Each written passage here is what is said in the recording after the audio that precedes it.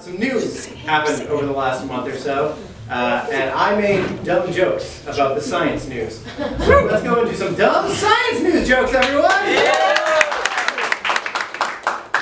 First, a study of Arctic researchers found that their brains shrink after spending prolonged time at the Antarctic Research Station. Yeah. So that story again, scientists are using the "it's shrunk in the cold" excuse about their brains.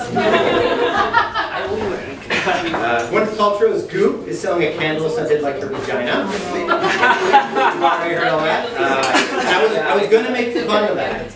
But then to research this joke, I looked up the most popular names for scented candles.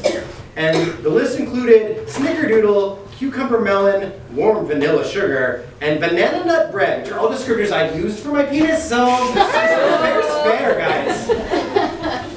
There's fair. It's gross, right? It's gross. The first baking in space happened on the International Space Station just before Christmas when they baked chocolate chip cookies on the ISS. Now, the cookies were part of an experiment, so they were sent back to Earth uneaten.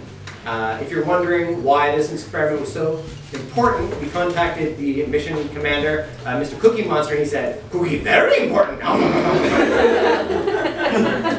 We believe him on that. He's a mission commander.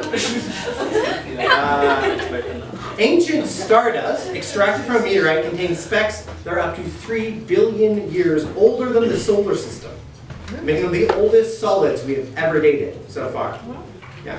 This dust is so old that the lab has been beset by mothers with Swiffer cloths, with the battle cry of "It's filthy in here!" My mom likes to clean a lot. She's aggressive about it. Diego, the Galapagos tortoise, has been retired. Galapagos. His sex drive has actually saved his species. The numbers are saying that he has sired upward of 800 offspring. And we're very proud of him. Yeah, so they've managed to retire him. They're putting him sort of out of pasture, he can finally retire. Yeah, apparently, like many turtles, once you get him on his back, he can't get up. But when he does, then he gets down to business.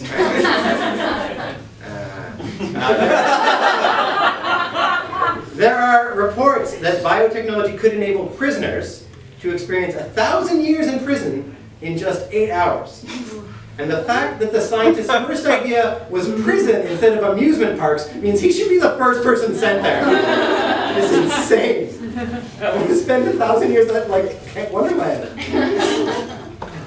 Scientists at the University of Minnesota gave cuttlefish 3D glasses and then showed them a film of shrimp to determine if they have stereoscopic vision like we do.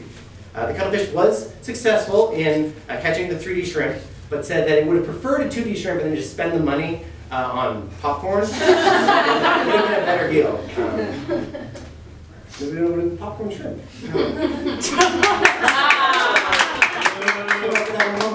Some liked it, some hated it. It's fine. Scientists have also documented photographic evidence of Cherenkov light inside human eyes for the first time. So this is very weird. So for years, patients undergoing radiation therapy were complaining of flashes of lights inside their eyes. And they weren't sure what was going on, but the theory was that it was Cherenkov radiation. They finally have photographic evidence of this. If you don't know what Cherenkov light is, it's basically the blue light that comes out of a radioactive reactor when you submerge it in water, and that's happening in people's eyes. So comics were truthful and scientists lied. Radiation does give you cool superpowers. This is evidence. Alright. Now the Large Hadron Collider, you guys have all heard about this, the Large Hadron Collider, biggest particle accelerator. It can encircle an entire city. But a US-based lab has developed a particle accelerator small enough to fit on a computer chip and accelerate particles within the width of a human hair. My theory as to why they did this is that someone told them to go big or go home, and they thought it would be the biggest way to say, I would rather go home right now. Real time. And a study on genetics and human faces has granted new evidence that humans are self-domesticated. It is that humans have self-selected for tame and cooperative traits, which is the same reason why we're more cute, same reason dogs are more cute than wolves, and sort of that self-selection thing. So if this is true, and we are self-domesticated, then I think that I have been a really good boy.